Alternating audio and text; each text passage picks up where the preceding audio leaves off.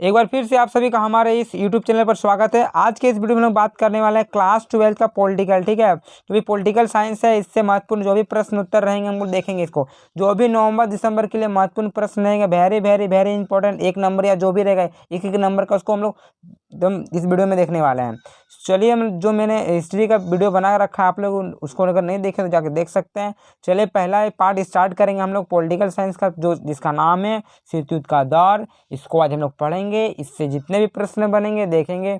जो भी प्रश्न जो बनेंगे नवंबर दिसंबर के लिए, जो भी परीक्षा आपका रहेगी वो 1 नंबर का रहेगा, तो इसलिए हम एक नंबर के स्पेशल वीडियो बना चुका हूँ मैं। तो ये पार्ट 1 रहेगा, पार्ट 2 फिर आने वाला है। चलिए, एक प्रश्न उत्तर की बात करते हैं, आगे जो भी प्रश्न रहेगा हम लोग देखेंगे। चलिए, प्रश्न की ओर आगे बढ़ते हैं। तो आइए दोस्तों, आज का प्रश्न देखते हैं। पहला प्रश्न पूछा जा रहा है, जो शीत युद्ध है, ठीक है, शीत युद्ध कब प्रारंभ हुआ? ठीक है, जो कोल्ड वार है यानी कि ठंडा युद्ध जिससे हम लोग जानते हैं, तो शीत युद्ध कब प्रारंभ हुआ? इसका स्टार्टिंग कब हुआ? तो सन 1945 में शीत युद्ध प्रारंभ हुआ। सन 1945 में शीत युद्ध प्रारंभ हुआ। दूसरा प्रश्न पूछा जा रहा है कि शीत युद्ध का अंत कब हुआ? जिस तरह 1945 में शीत युद्ध प्रारंभ हुआ, तो शीत युद्ध का अंत कब हुआ? तो सन 1991 में शीत युद्ध का अंत हो गया। 1945 में शुरुआत हुआ, 1991 में समाप्ति। चलिए, अगला प्रश्न देखते हैं। तीसरा प्रश्न है, जो क्यूबा मिसाइल संकट है, ठीक है, जो क्यूबा मिसाइल संकट है वो कब हुआ था? तो क्यूबा जो अमेरिका के साइड में ही है, एक देश है। तो ये यहाँ पर एक मिशन संकट हुआ था, तो कब हुआ था? पढ़े होंगे। तो सन 1962 में हुआ था। क्यूबा मिसाइल संकट 1962 में हुआ था। जो क्यूबा की सहायता ये सोवियत संघ वाले कर रहे थे। चलिए, चौथा प्रश्न है कि किस देश ने नाटो में अमेरिकी नेतृत्व का विरोध किया? कौन सा ऐसा देश है जिसने नाटो में अमेरिका नेतृत्व का विरोध किया? तो फ्रांस ने किया था। ठीक है, नाटो का विरोध कौन किया था? फ्रांस। चलिए, पांचवा प्रश्न देखते हैं। वेरी वेरी इंपॉर्टेंट प्रश्न है ये सब सारे। चलिए, पांचवा प्रश्न है कि नाटो का स्थापना कब हुआ? जो नाटो है, नॉर्थ अटलांटिक ट्रेटरी ऑर्गेनाइजेशन है, तो इसकी स्थापना कब हुई? तो सन 1949 में।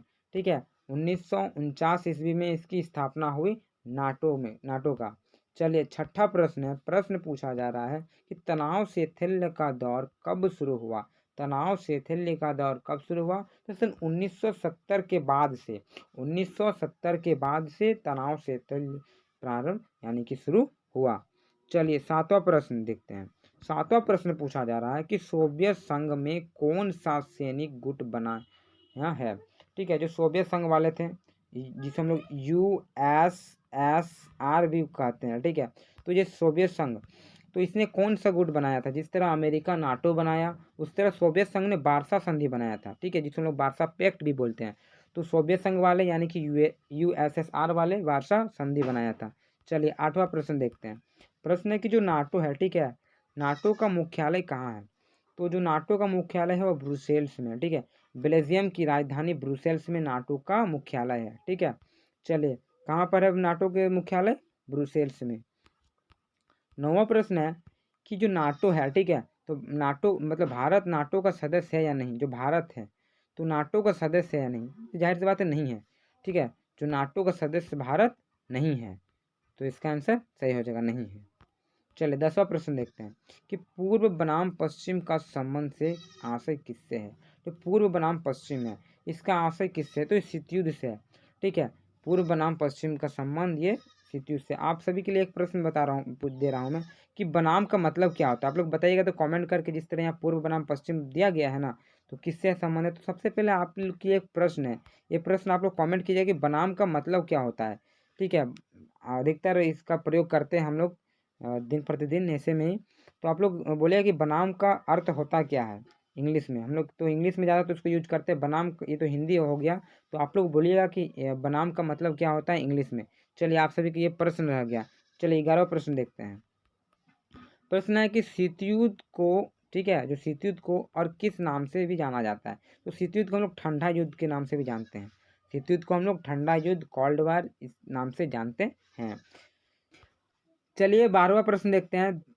प्रश्न है कि द्वितीय विश्व युद्ध कब समाप्त हुआ? जो सेकेंड वर्ल्ड वार हुआ था उसकी समाप्ति कब हुआ था? सन 1945 में इसकी समाप्ति हुई थी।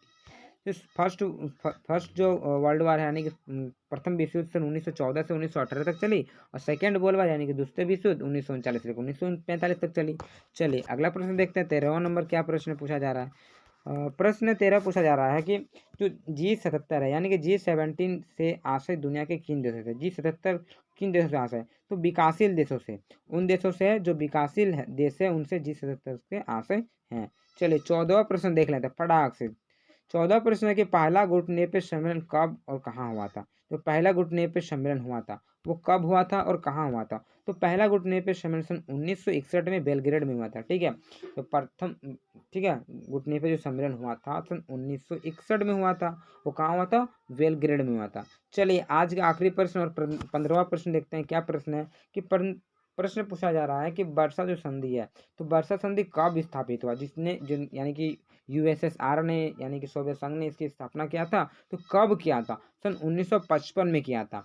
ठीक है, 1955 में वर्षा संधि स्थापित हुआ था। आप सभी के लिए दूसरा प्रश्न है कि सेंटो की स्थापना कब हुई थी। जो सीटो सेंटो नाटो है जो अमेरिका का, तो सेंटो की स्थापना कब हुआ था। ठीक है, आज के लिए इतना दोस्तों, नेक्स्ट वीडियो में मिलते हैं ऐसा ही।